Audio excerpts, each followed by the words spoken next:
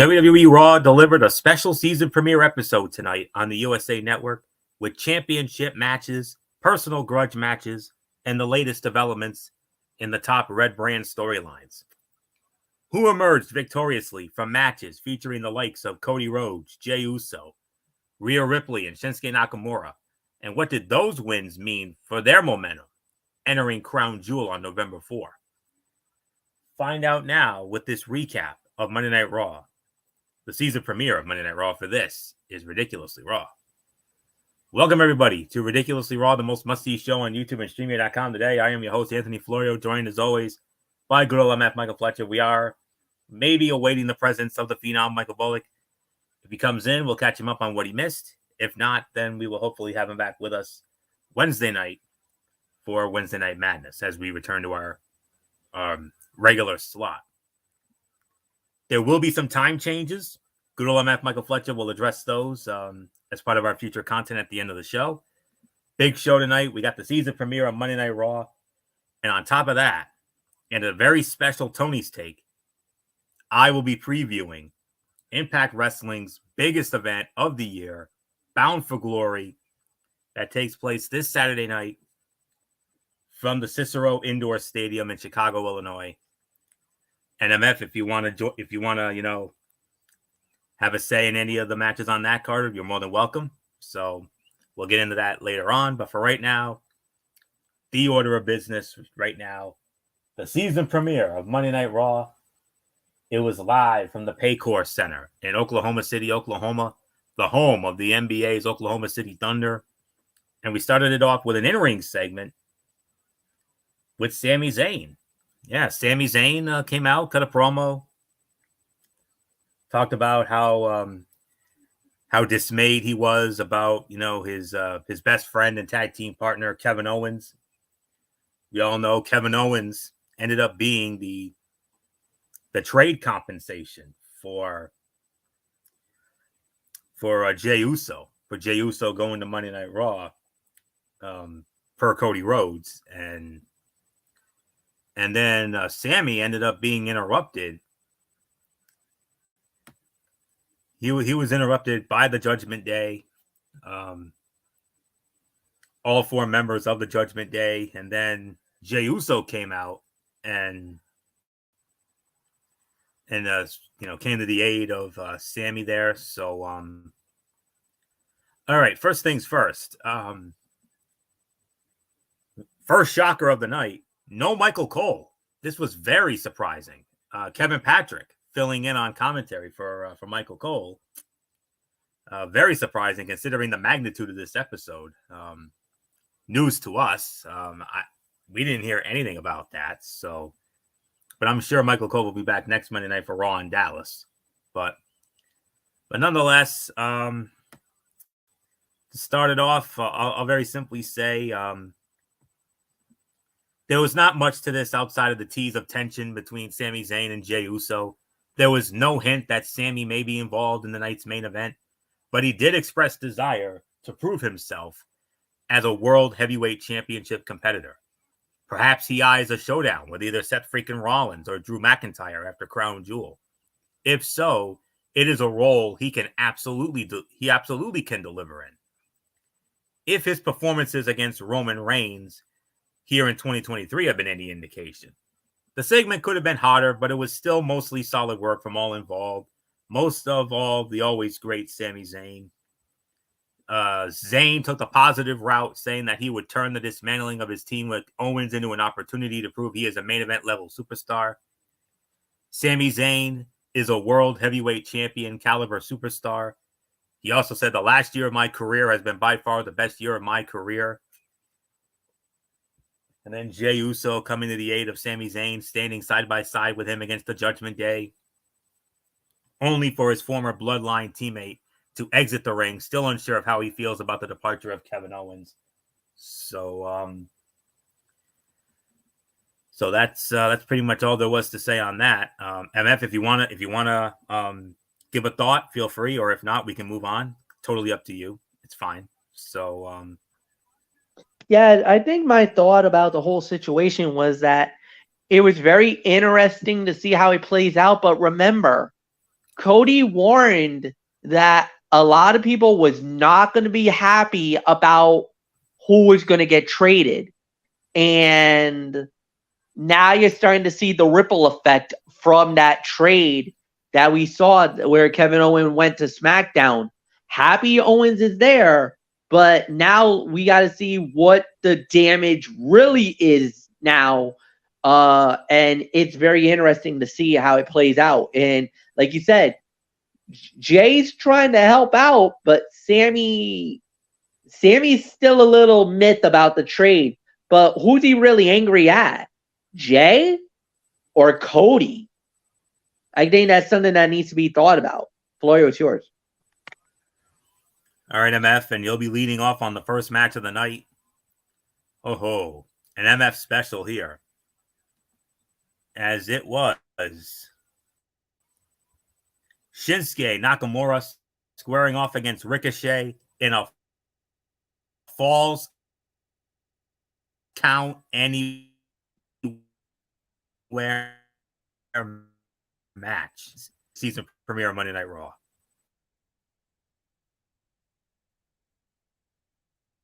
Yeah, hell of a match to start it off. A really solid battle. I could probably say about 2.5 to 3. Probably you could even go 3 1/4 if you wanted to.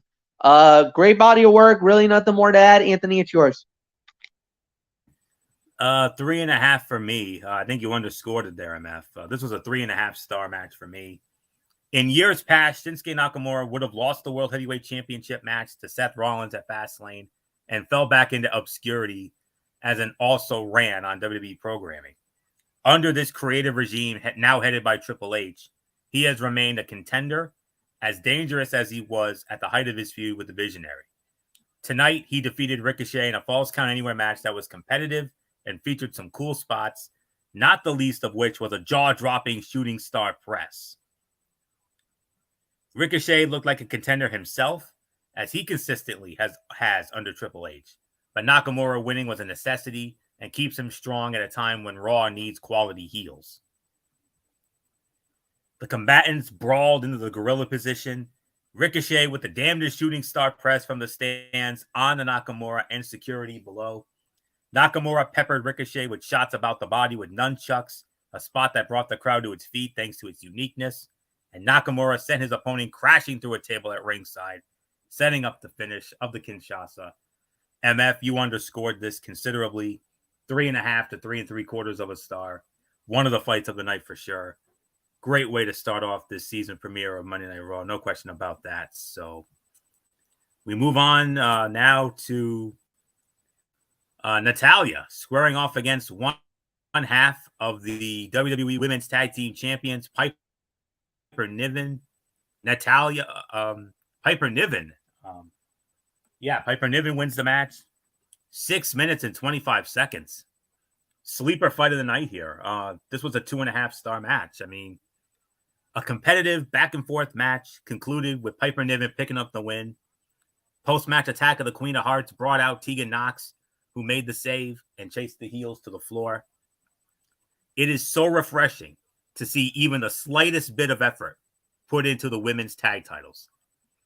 Piper Niven and Chelsea Green are too talented to not have something to do. Natalya is a staple of WWE programming and deservedly so. And Tegan Nox might be the most misused and undervalued competitor on the roster. Bringing them together for a series of quality tag matches with the much maligned, potentially cursed titles up for grabs is more than anyone has done for the women's tag division outside of the recent run from Ronda Rousey and Shayna Baszler, and even that was short-lived. The reaction for Tegan Nox was favorable, has much to do with her recent match with Becky Lynch, and the company should look to build on it by letting fans invest in her and Natalya's pursuit of the women's tag titles. There was a backstage moment before the match, and you notice Nikki Cross was brooding in the background of a backstage confrontation. That's a commitment to character, if nothing else. And a question here. Has anyone managed to come back from and remain relevant despite some of the truly awful creative ideas dealt to Natalya? And Tegan Nox is a star in the making. If the creative forces give fans something to care about, they will. Trust us, they will. So, so for me, 2.5 stars, sleeper fight of the night. MF, I'll be honest with you. I was expecting this to be another ho-hum, 2 to 3 minute ho-hum diva fight. But they got almost 6.5 minutes. Pleasant surprise. Sleeper fight of the night, 2.5 for me. And gee, I wonder why. I wonder why they got 6.5 minutes. I wonder why they're getting a push and and getting that opportunity. Now, this is Triple H's people that he knows, that he appreciates, that he loves. Tegan Knox, who basically would have gotten next to nothing, is now getting a prominent spot.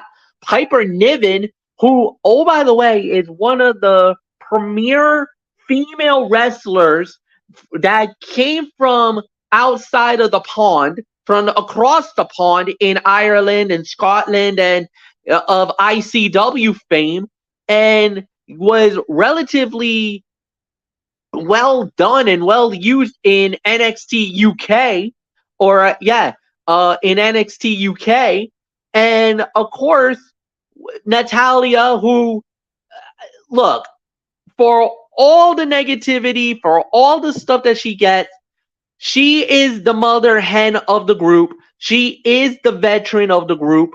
And the thing is that she is so loyal and so committed to WWE that anytime they ask her to do something, she does it. And she doesn't complain. She doesn't bitch. She doesn't moan or groan or complain about it.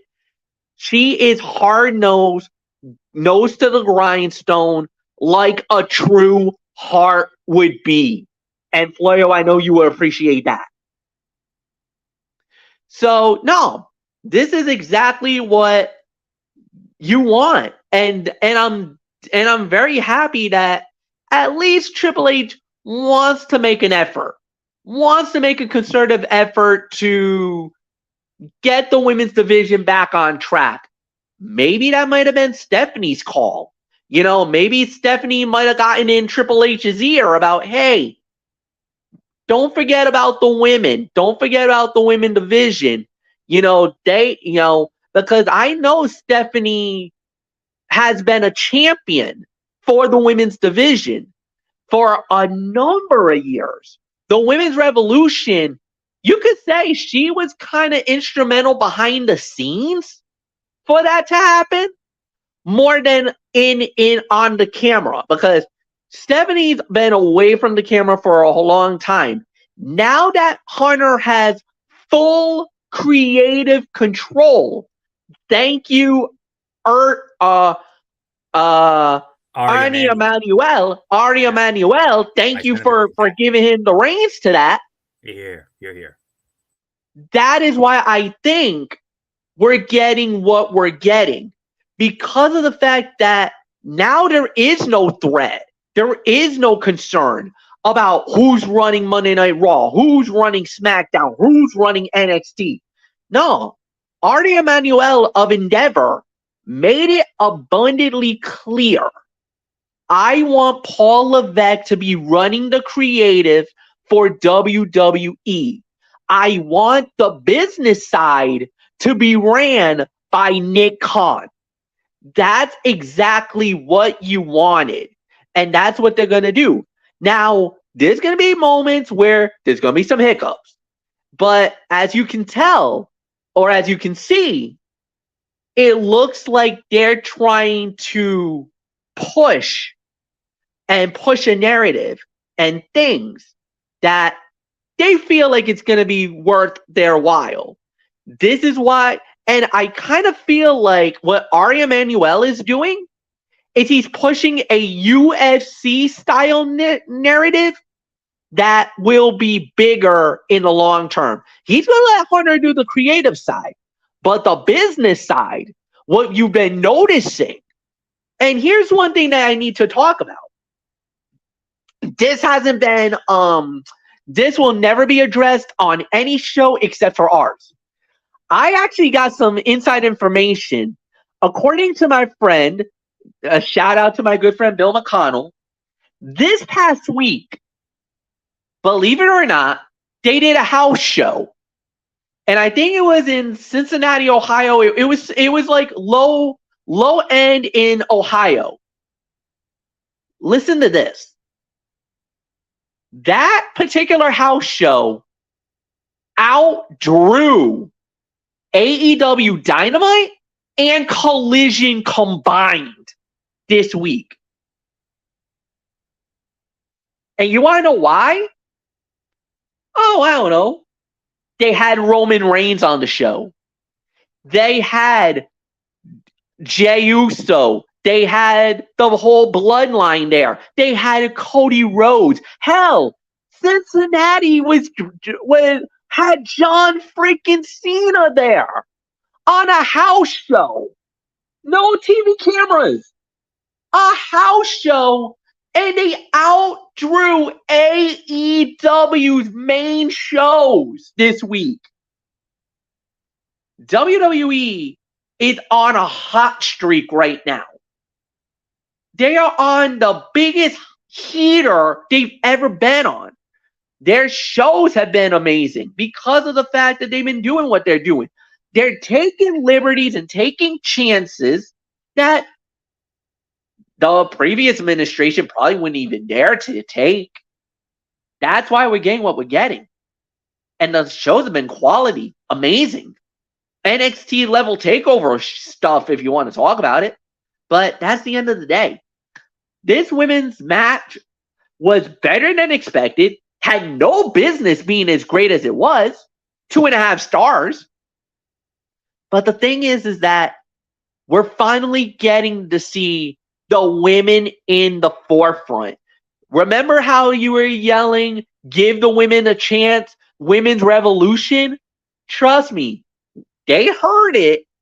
They knew that they had to get there. But once now that we have somebody in firm control who knows what the hell he's doing, I rest assure you, we're already getting seeds planted for good rivalries, good stuff. And the thing is, they're doing a legit attempt to make the women's tag team titles relevant, which is honestly and truthfully the biggest hurdle that Triple H and this administration is going to have to do. Because honestly, I don't think none of us takes it seriously, but this might be the start of something pretty damn good. If it's booked correctly, of course. That's the big thing. But nothing more to say. Florio, it's yours.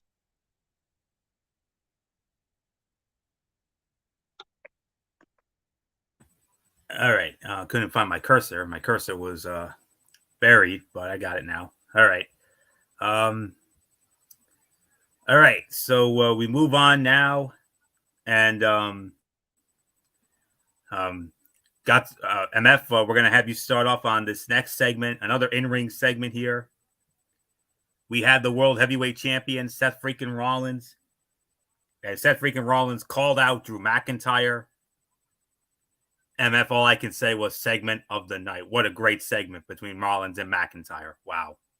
You know what? And this is exactly what you wanted it to see, because of the fact that with Drew McIntyre, look, he's got a new attitude. He's got a new thing. And the thing is, he is exactly what you want to be.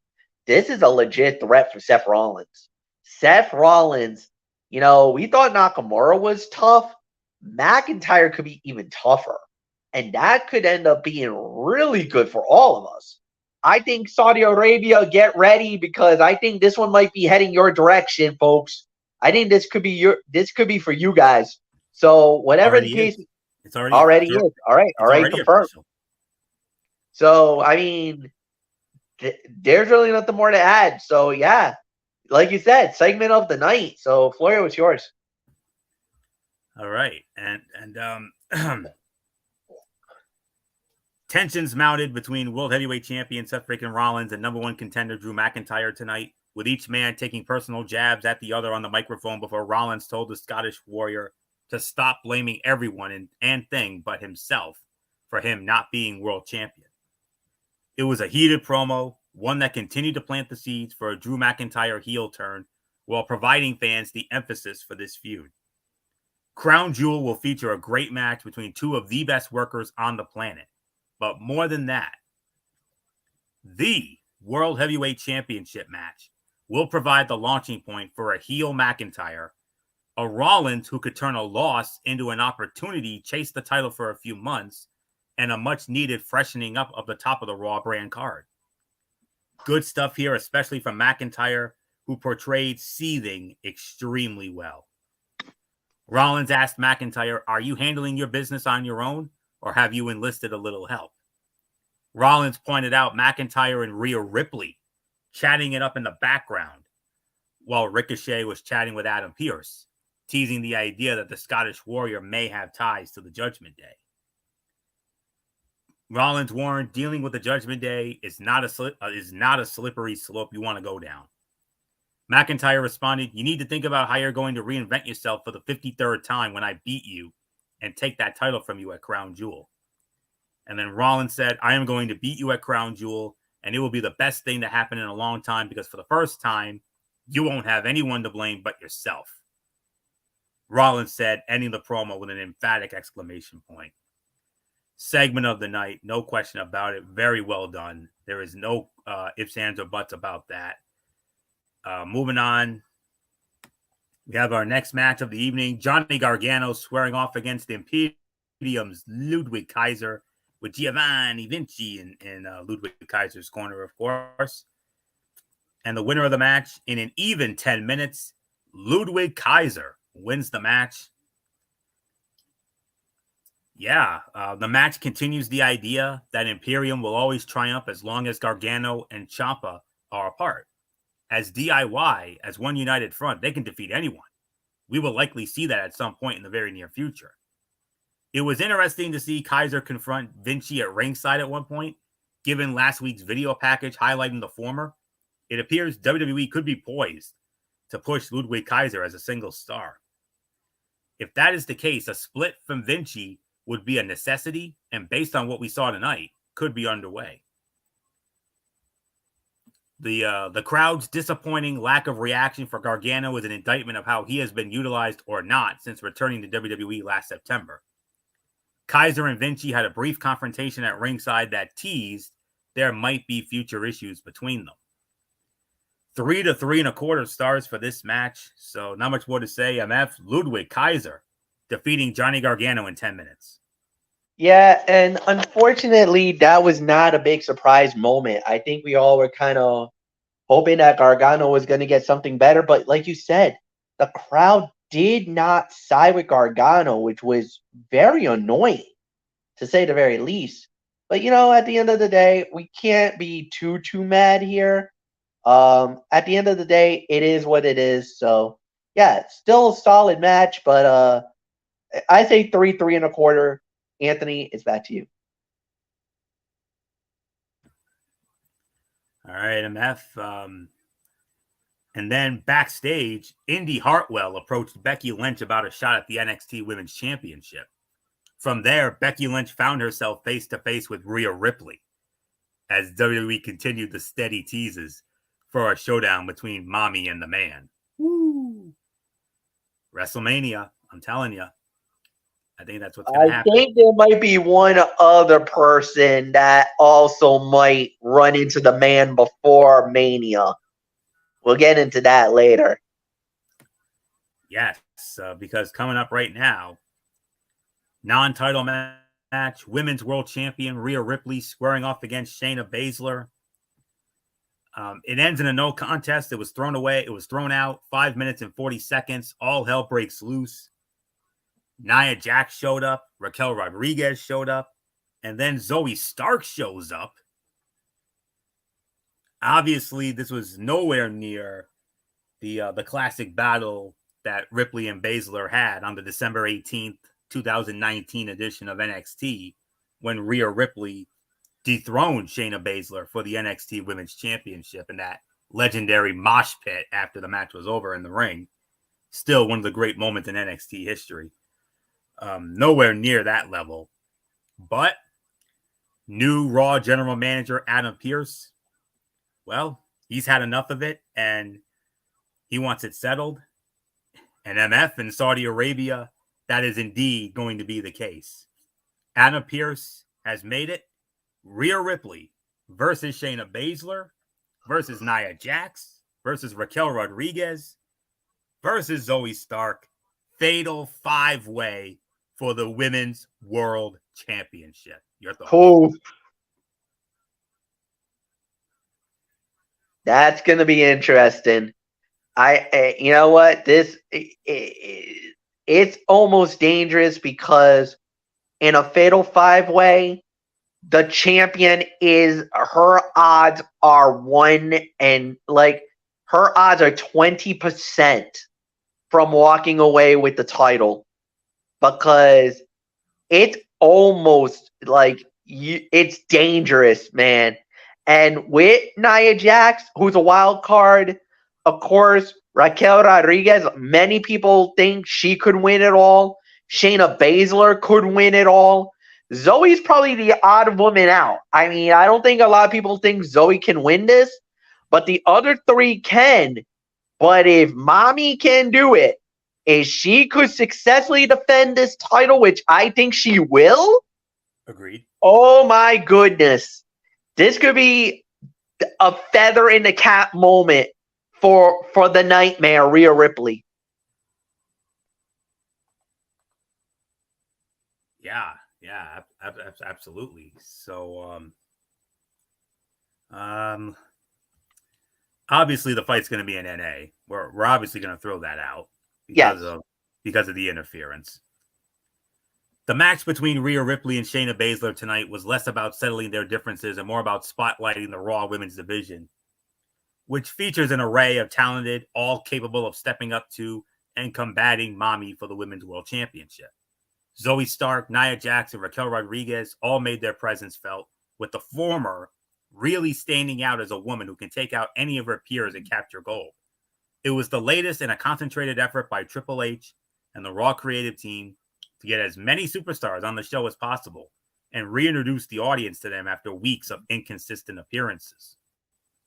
Sure, the execution of the booking got a bit messy, and fans are still debating about who to throw their support behind in this battle for women's title supremacy.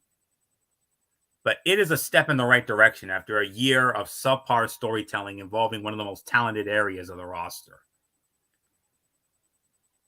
Wade Barrett asked if Rhea Ripley may be overdoing it of late. The comment was likely intended to encompass all of her business dealings with the Judgment Day and their partners, but highlighted how infrequently she is actually defending the Women's World Championship. Raquel Rodriguez, Zoe Stark, and Nia Jax battled at ringside as the loaded Raw Women's Division took center stage. Stark's involvement resulted in the match being thrown out, so it's an automatic NA on that one. So that's really all we can say on that. So definitely something to look forward to in Saudi Arabia for sure. Then from there, more backstage stuff. Adam Pearce made the match official. Next Monday night on Raw in Dallas, it will be Becky Lynch defending the NXT Women's Championship against the challenger and a former champion in her own right who never lost the title, mind you, Indy Hartwell. That match has now been made official. Adam Pearce had to get the okay from Shawn Michaels. Shawn Michaels authorized it, so thank you, HBK, for that. As part of what looks to be another loaded Monday Night Raw in Dallas next week. So, all right, just okay. Here we go. Oh, here we go. And then Jade Cargill showed up. Jade Cargill teasing a confrontation with Becky Lynch down the road. Man, oh man, she hasn't even had her first match yet, and Jade Cargill already making waves. Ooh, making big time waves. She showed up, got right into it with Charlotte Flair on SmackDown. Now she getting in the grill of Becky Lynch, the man herself, and many people thinks that at some point she might get into it if she ever shows up. Just wait till she gets an opportunity to say hello to Bianca Belair. That I mean, with all due respect to Charlotte and Becky, Jade and Bianca, that's the dream match right there. Oh my God, yeah, absolutely. Their athleticism, and they both kind of have that same style. They're both almost they're both almost the same style of wrestling. If you think about Bianca and Jade, brute strength, in your face, hard nose. Basically, Bianca's more of a she could be more of a high flyer, but Jade is ground and pound. She will snuff you out and take you down. And if she hits you with Jaded, it's done. Absolutely. So, well, that's definitely something to keep an eye on. But MF, here we go. Here we go. The first of our 2 championship matches here tonight. The battle for the Intercontinental Heavyweight Championship. The champion Gunther defending the title against Big Bronson Reed. Winner of the match, 12 minutes and 40 seconds. And still the Intercontinental Heavyweight Champion, the Ring General Gunther. Ooh, whoa, my goodness.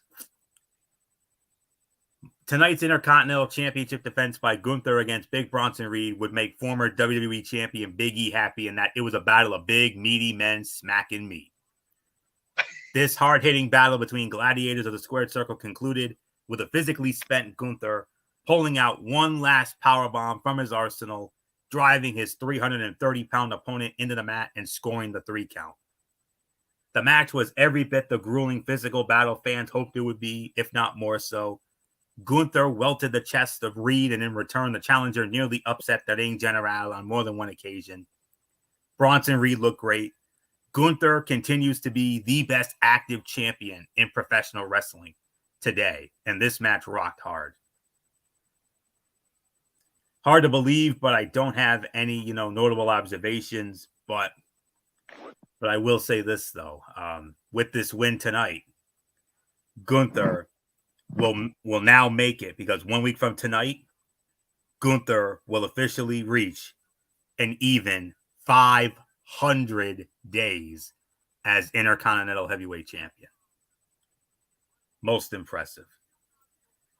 3.5 to 3 3/4 of a star. Fantastic match.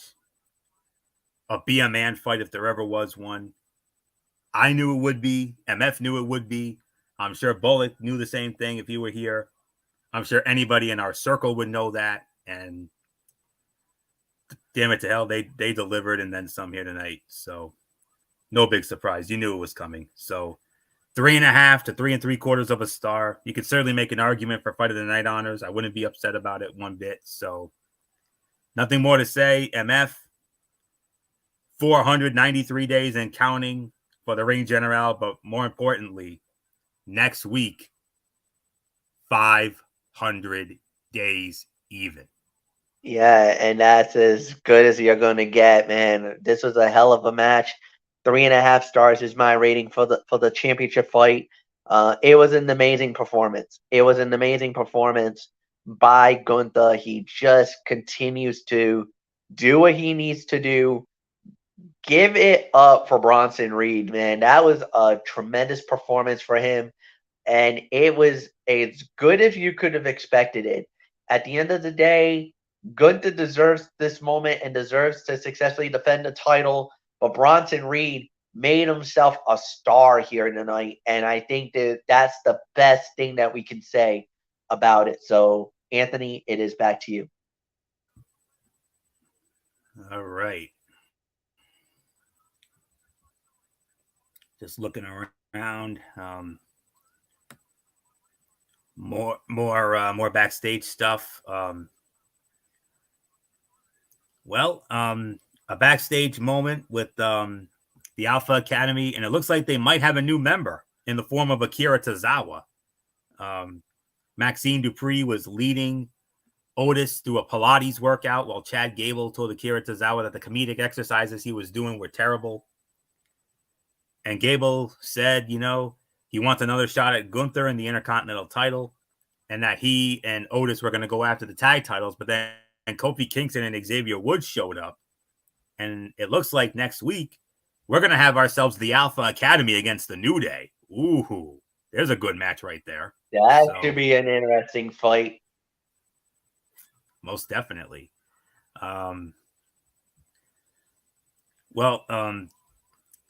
Let's set it up. Backstage, new Raw General Manager Adam Pearce announced that Rhea Ripley would defend her Women's World Championship against Nia Jax, Zoe Stark, Raquel Rodriguez, and Shayna Baszler in a fatal five-way at Crown Jewel. Elsewhere, the New Day interrupted a training session involving Alpha Academy. First-time match between the two teams was announced for next week. And also announced for next week. Listen to this lineup for next week in Dallas. The return of Logan Paul. And Logan Paul, this past Saturday night, had a boxing match. He won it. And after the match was over, he called out Rey Mysterio. Yes, he did. MF, he wants the Hall of Famer, and he wants the United States Heavyweight Championship. And I remember hearing that, and I kind of side-eyed. I was like, wait a minute, what? And sure enough, I thought he was joking about it, but nah, this is not a joke. He was legit. He wants a shot at the United States Heavyweight title, and this could be dangerous. I mean, I got a funny feeling he could be taking this belt. I hate to say this, but I think we might have a new U.S. champion on our hands. Saudi Arabia. Yeah. It's obvious they're setting it up for Saudi Arabia.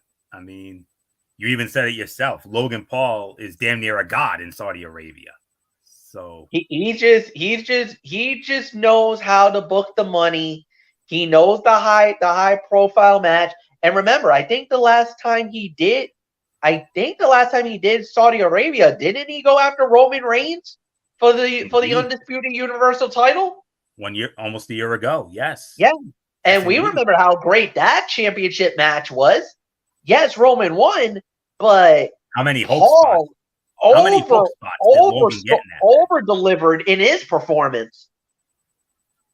How many times did it look like, oh my God, Logan's actually gonna pull a David Arquette here? Yeah.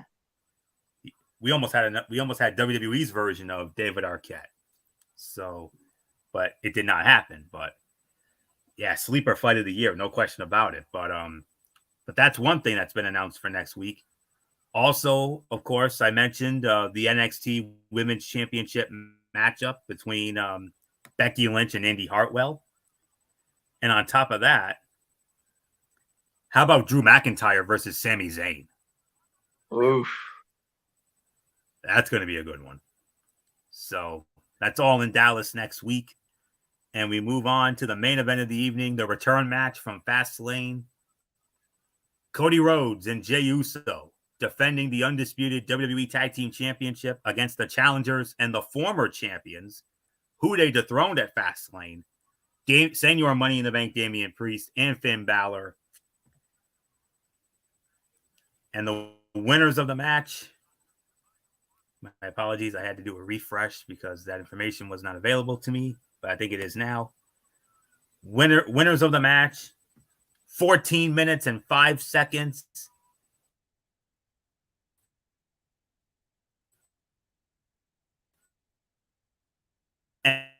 And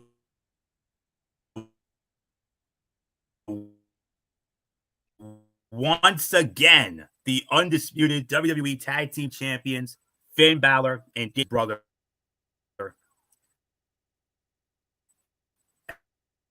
And with that, Judgment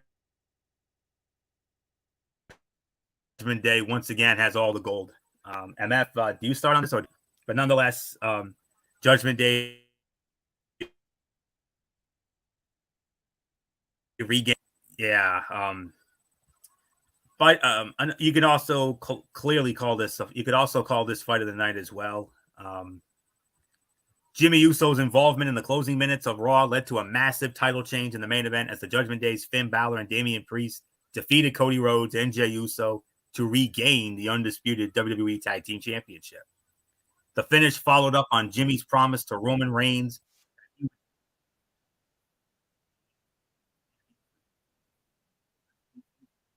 Downfall. This is all clearly. I apologize here. I got to pop a video here that I have to get rid of here. One moment, please. I do apologize for this. Okay, I got it now. Okay. I apologize for that.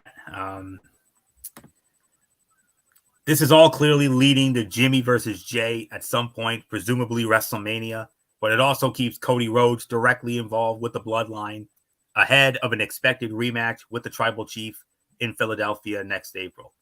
The Judgment Day is back on track to dominate Raw, and with Sami Zayn failing to prevent their rise back to power, it will be interesting to see what shape things take beginning next week. Crowd was red hot for Jey Uso, whose pop may have been on par with Cody Rhodes, if not stronger on this night. Sami Zayn hit the ring in an attempt to even up the numbers and wiped out Dominic Mysterio at ringside, only to be sent into the ring post by Damian Priest. Priest drove Rhodes to the announce table with a razor's edge. Jimmy Uso appeared, flattened Jey, and Balor delivered the coup de grace for the win and regained the titles. It's a 4-star match, but I'm bumping it down to 3.5 to 3 3/4 of a star. So there isn't much more to say. MF, by hook or by crook, new champions. You know what that means, Monsoon. Yeah, I'm not doing it. You know, this would be the moment where you would say history has been made, unprecedented crowning, and I would mock you and say, give me a break. What a miscarriage of justice we just witnessed. A la the RWA when Dirt City Murder Crew won their tag team titles, and you kind of threw it in my face on that one, and or when David Morales won the Hype Championship. Yes, and you threw that in my face as well. So no, this is not. I am not gonna do it. I will not constitute this as history being made. This was highway robbery, and we all know who to point the finger at on this one, and this is Jimmy Uso. But the thing is, was that Roman's call? Did he really want that to actually happen? I think Jimmy went out on his own. I think he might be on the... I want to see how Roman's going to react to this. Is he going to pat him on the back, or he going to say, that was not exactly what I was thinking of?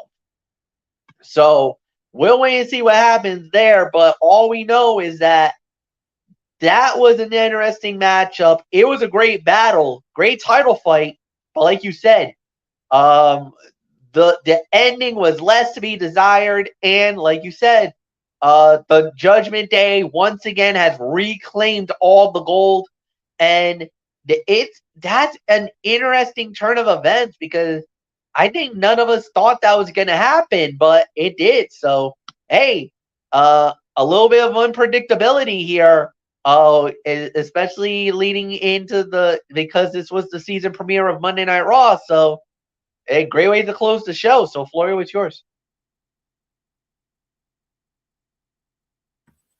All right, MF, overall review, season premiere of Monday Night Raw. How do we do? Pretty damn good, if you say in my mind. Solid 8 to 8.5 out of 10. Just like we did for SmackDown Live on Friday night. Everything was good.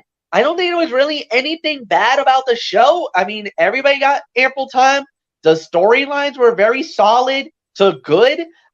You could see the emphasis on many stars that they're building, and there's a lot of storyline progression.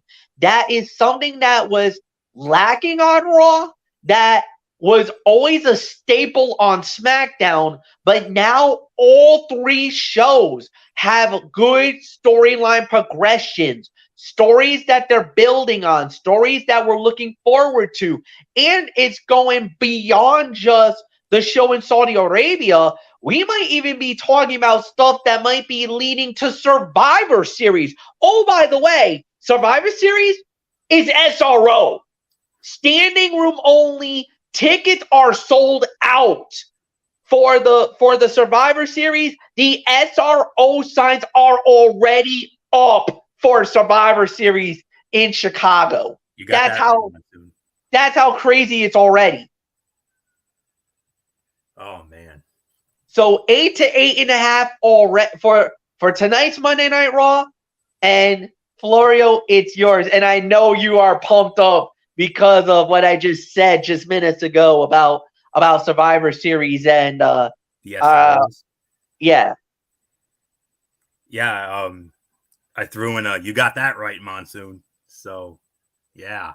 And that's one of the 4 events every year where when we do the commentary, we do that thing as old school as possible. So that's one of the big 4. The others, of course, Royal Rumble, WrestleMania, and SummerSlam. But anyways, the season premiere of Raw saw the introduction of Sami Zayn to the Cody Rhodes, Jey Uso Judgment Day story, featured Jimmy Uso interfering in the main event and bringing about new undisputed tag team champions, and highlighted the loaded women's division for the first time in what felt like an eternity. Throw in a brilliantly physical match between Gunther and Bronson Reed, and you have a show that delivered where it had to and introduced enough interesting story threads to get fans to tune in moving forward. A strong show on a night with stiff competition in the form of Game 1 of the National League Championship Series between the Arizona Diamondbacks and the Philadelphia Phillies, and a very entertaining Monday Night Football game between the Dallas Cowboys and the Los Angeles Chargers. Great game. So, good game.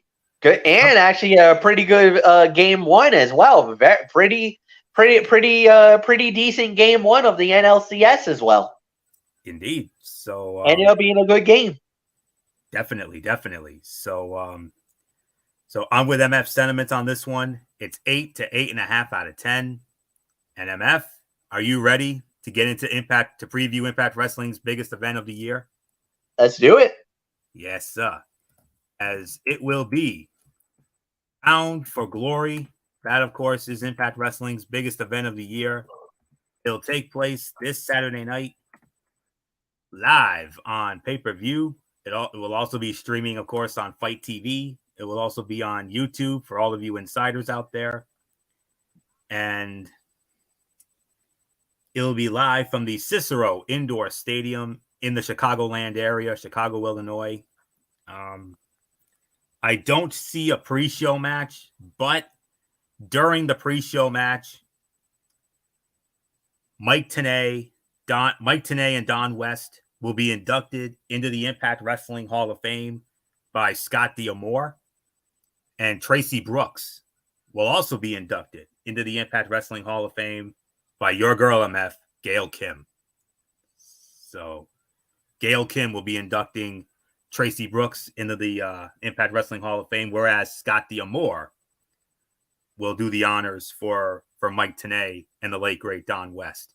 And by the way, Impact Wrestling did a nice tribute video, the best of Mike Tenay and Don West, earlier today. Go out of your way to relive all those awesome moments. Just definitely gave me chills, no question about it.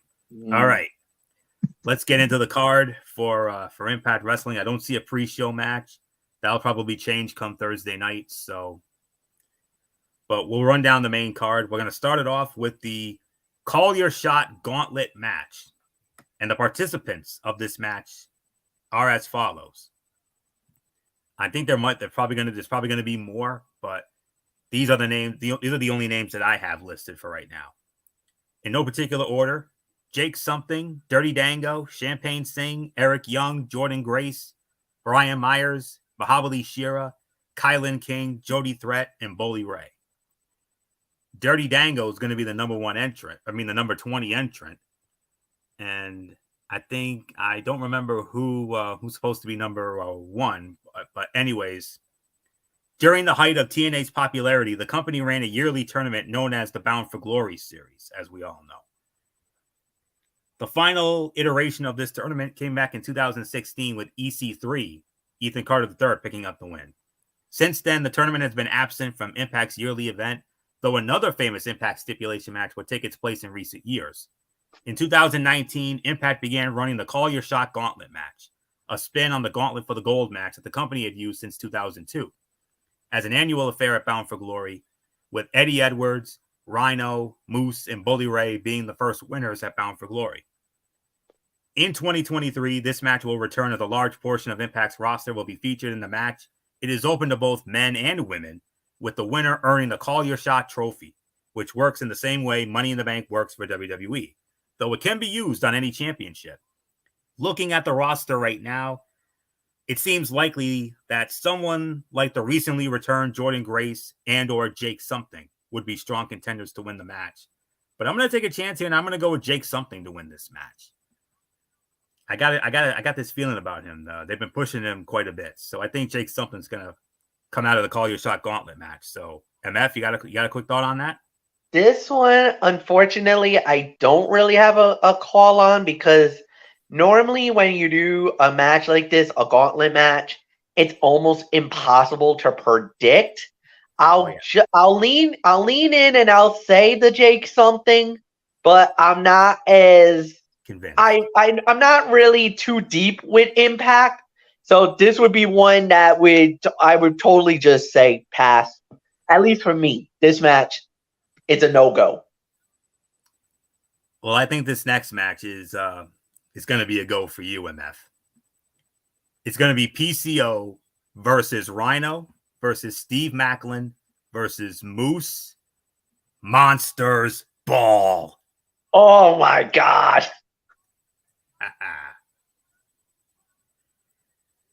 So, pick me a winner. Wow. How the hell did I decide this? I mean, look, Moose has the briefcase that assures him a guaranteed shot at the World Heavyweight title. That's right. At any time. The Feast or Fire case. So, obviously, he could win this. But if you really want, when you get a Monsters Ball, you know it's going to be violent. You know it's going to be crazy. You know, weapons and blood is almost guaranteed. A match like this would probably say PCO is probably walking out of here the winner, because he's that kind of definition of that kind of level. Like back in the day when Abyss was doing Monsters Ball, you knew he was going to do something nuts in this match. Anytime he was in that match, you probably would have put your money on Abyss to win this. I want to say PCO, but I don't think he's going to win it. I think it's going to be Moose, because I think they're going to keep the momentum for him for whenever he does cash in for the world title. So, Florio, it's yours. Another famous stipulation match from Impact Wrestling's history will be brought back for Bound for Glory this year, with the men taking part of it, all knowing something about what it means to be in a Monsters Ball match. Originally developed during the days of TNA for Abyss, the match has continued to live on, with the men being locked in a room for 24 hours before the match, with it often leading to bloody, violent bouts. At Bound for Glory, Impact is putting on a four-way version of the match with top stars in the form of Steve Maclin, Rhino, Moose, and PCO. With the news that PCO is likely on his way out of Impact, it seems all but certain he will not only be losing the match, but probably taking the pin on his way out. Rhino is not at the stage where he is getting big singles wins anymore, so it comes down to Maclin or Moose, with both having their past issues with PCO. Should Josh Alexander regain the Impact World Heavyweight Championship in the main event, he also has quite the history with both Maclin and Moose, though the future match should be Alexander and Maclin, since it was pulled earlier this year when Josh got injured. For that reason, Steve Maclin, for me, is the most likely winner of Monsters Ball. Impact World Tag Team Championship on the line.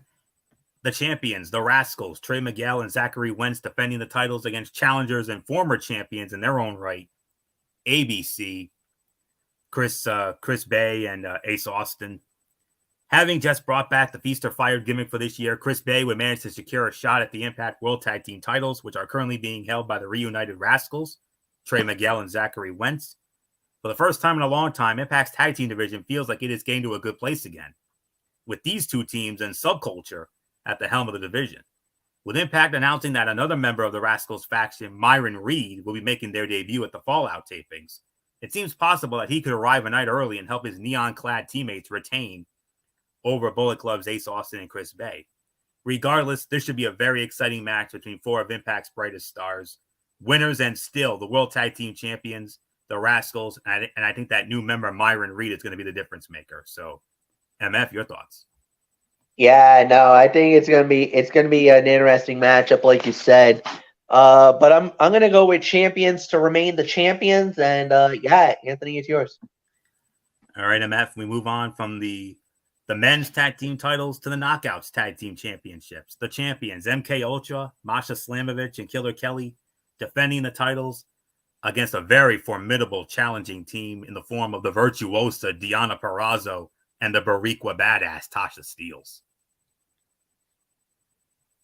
Oof. Is it possible that we get new tag team champions here?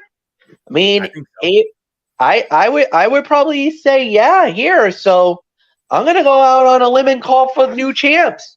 So yeah, give me Tasha Steelz and Deonna Purrazzo to walk away as the new Knockouts tag champs. Originally serving as bitter rivals, Masha Slamovich and Killer Kelly would come together in Impact as an odd couple pairing, with the duo leaning more and more into their implied dominatrix vibes more and more nearly every outing. Another odd couple pairing that has just emerged is that of Tasha Steelz and Deonna Purrazzo, two women who have been to the top of the mountain and both are former Knockout champions. While the Knockouts tag titles feel cursed in every sense of the word, MK Ultra has elevated the titles by having them wrapped around the waist of two women that feel like rising stars in the form of Masha and Kelly. It could go either way. I wouldn't be surprised if we have new champions, though in an ideal world, Masha and Kelly retain here, with Tasha and Deonna not working as a team just yet since they are still developing as a unit. I'm gonna take a chance and say new champions, but don't be surprised if the champions retain. Oh, here you go, MF. Oh, here's an MF special for you. X Division Championship on the line. Chris Sabin defending the title against Kenta. Oof. 2023 has been one of the best years of the Motor City Machine Guns career, as Chris Sabin and Alex Shelley would both capture singles gold, with Sabin winning the X Division Championship twice this year, making him a record-setting 10-time X Division champion, while Alex Shelley shocked longtime Impact fans by finally winning the big one, as he dethroned Steve Macklin back in June at Against All Odds to win the Impact World Heavyweight Championship. Following his victory over Leo Rush to win his 10th title and his successful defense against Alan Angels, Chris Sabin was taken by surprise as his next challenger stepped up. With Impact and New Japan sharing a working relationship together, it would be revealed that Kenta would be making his return to Impact Wrestling as he looks to steal the X Division Championship away from Chris Sabin on behalf of Bullet Club. While it seems unlikely that Kenta would win the title here, stranger things have happened this year, including the first time that Sabin lost the belt being a literal squash match where he was dominated by Leo Rush. The safe bet is a Sabin victory from my perspective, as he looks to have a strong run for his record-setting reign, but you can never fully bet against the Bullet Club. I'm taking a chance on Sabin to retain, but I would not at all be surprised if Kenta were to steal the belt. But MF, you know way more about Kenta than I do. We're in for something special in this one. This could be fight of the night level. I mean, that's as good as you're gonna get. I don't know if it's gonna, but at the end of the day, I'm with you. I think Sabin wins and successfully defends the title. So yeah. Florio, it's yours. Impact Knockouts Championship. Here's another special for you, MF. Trinity defending the title against challenger and former multi-time champion in her own right, Mickie James. Any other time, I would say that this would probably be Mickie James's moment. However, there is already rumors that she might be leaving Impact and heading off to WWE to possibly be a co-general manager alongside her husband, Nick Aldis. If that is the case, winner and still the Knockouts champion, Trinity. Anthony, it's yours. Arguably the biggest free agent signing that Impact Wrestling has made in quite some time. Trinity's arrival to the company came at a great time, as the Knockouts division is the best in American wrestling. Since coming in, the former WWE superstar known as Naomi has captured the Knockouts championship and has dazzled in some truly awesome matches. Throughout her time in WWE, she remained popular with fans, though she never got to show what she could really do. At Bound for Glory, Trinity is set to face off against the returning Mickie James, who was forced to vacate the Knockouts championship earlier this year due to injury, with the stage set for a clash between the two biggest stars in Impact's women's scene. This could be seen as the biggest match of Trinity's career. Will she fall victim to Mickie James, who continues to outrun time in her 20-plus year career? I don't think so. Trinity is still on fire right now, and there does not seem to be many benefits on display for having Mickie defeat her at the pay-per-view. Trinity should win this match before moving on to big challenges from the likes of Jordynne Grace, Masha Slamovich, and Killer Kelly. Winner and still Knockouts champion, it's Trinity. Will Ospreay versus Speedball Mike Bailey. Oh my God, what a fight. 2023 is the year of Will Ospreay. Despite being a polarizing figure to some, it is undeniable that Ospreay is having one of the best years out of every wrestling company, with incredible matches nearly every month and singles victories against living legends such as Kenny Omega, Chris Jericho, and Naomichi Marufuji. Ospreay is on top of the world. Following a huge 6-man tag team match at AEW Wrestle Dream, Ospreay is set to have a few other marquee bouts before the end of this year, with one of them being a bout at Bound for Glory. Earlier this year, Ospreay was supposed to wrestle at the Impact New Japan Multiverse United, though he was unable to due to injury. Now Ospreay is back and set to face off against one of the most underrated wrestlers in the world, Speedball Mike Bailey. Despite facing off before, this is a dream match for many, as it is the biggest stage that the two men have fought before. With 4 singles matches in their past, Ospreay currently leads 3-1 against Bailey. While a Speedball win would be huge, Ospreay is on the run of his life right now and shows no signs of stopping. Will Ospreay will defeat Mike Bailey, though it will be another star-making moment for Bailey, and for me, likely the fight of the night. So I got Will Ospreay winning this match. MF, whoa, what a match here. Yeah, no doubt about it. That's gonna be. I kind of feel like it's gonna be Will Ospreay, man. I just like. I know it's gonna be a great matchup, but at the end of the day, man, I don't even know how this goes. This is gonna be wild. So, we'll see how it plays out. Definite. And now the main event of the evening for the Impact World Heavyweight Championship. The champion, Alex Shelley, defending against the challenger and the former champion in his own right, who never lost the title, the walking weapon, Josh Alexander.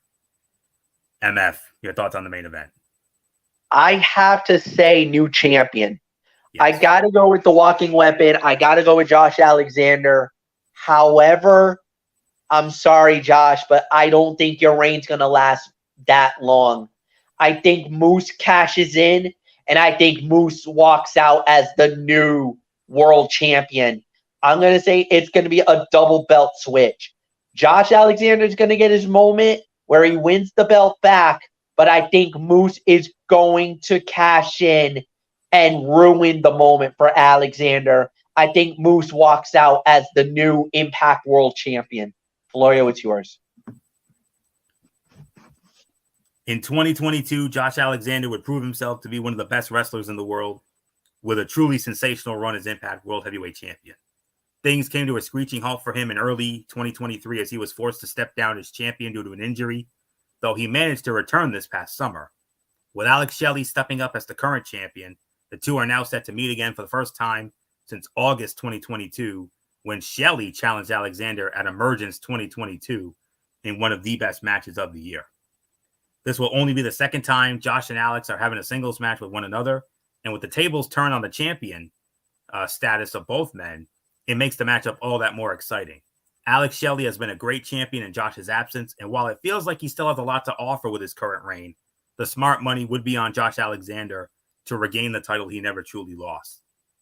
While Will Ospreay and Mike Bailey may seem like the more exciting match on paper, looking back at Shelley and Alexander's match from last year should be an indication of how outstanding this main event could be. So winner and new World Heavyweight Champion, the walking weapon, Josh Alexander. All right. I've been teasing it. MF, I'm going to turn the mic over to you. I understand you have a big announcement regarding some time changes to our programming. Well, okay, guys. So basically what's happening is a lot of things is happening, work commitments and everything else. So we are going to be doing things a little differently, starting shows a little more earlier. Not much earlier, but just hear me out when we get it. Wednesday Night Madness will now be, for the time being, at least now and through the holidays, will now be at 10 p.m. Eastern Time. So will Thursday. Thursday will also be at 10 p.m. Friday will be at 10 p.m. And unfortunately, Saturdays, our Cerebral Smack Talk will remain at 10:30. This will be the schedule, unless something changes. This will be the schedule from now through the end of 2023. So, Ridiculously Raw will be Monday nights at 11 p.m. after Raw goes off the air. Wednesday Night Madness will now be airing at 10 p.m. after AEW Dynamite goes off the air. Thursday night, College Football Thursday will be at 10 p.m. and NFL Fridays will be at 10 p.m. once SmackDown goes off the air. And then, of course, Saturday will still be at 10:30. So that is the schedule. That's the lineup we got. And that's the schedule that we're going to be going through and hopefully keeping from now until the end of the year. So, Anthony, that is yours.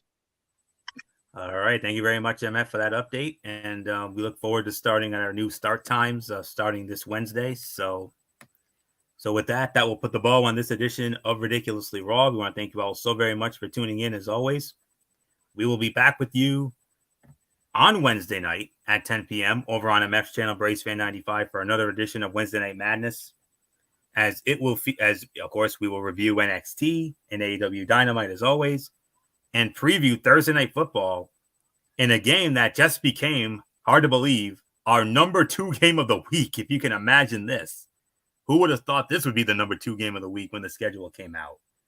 The Jacksonville Jaguars squaring off against the New Orleans Saints from the Caesars Superdome in New Orleans.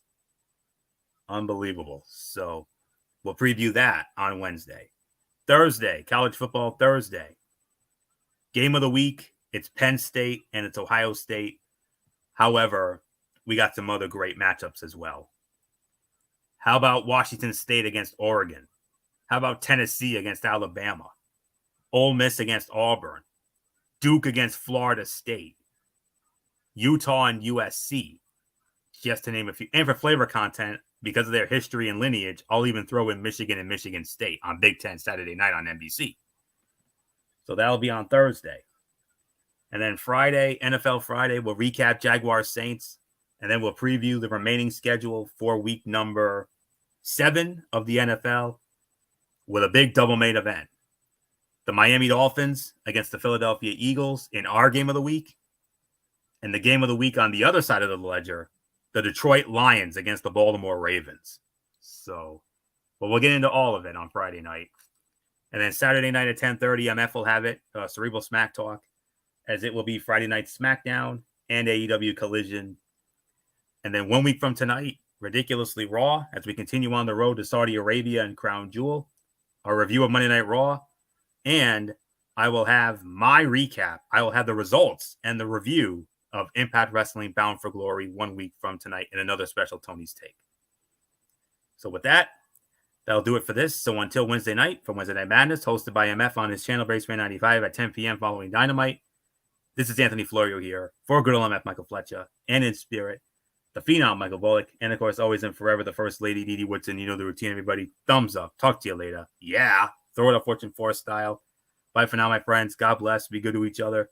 Have a blessed couple of days. And until Wednesday night for Wednesday Night Madness, you've been watching Ridiculously Raw right here on Atone 25 on YouTube and StreamYard.com. And remember, my friends, no matter what anyone tells you beyond anything else, wrestling is indeed actually real. For everybody who has been a part of this one, for now, Anthony Florio, so long, and bye, everybody, bye.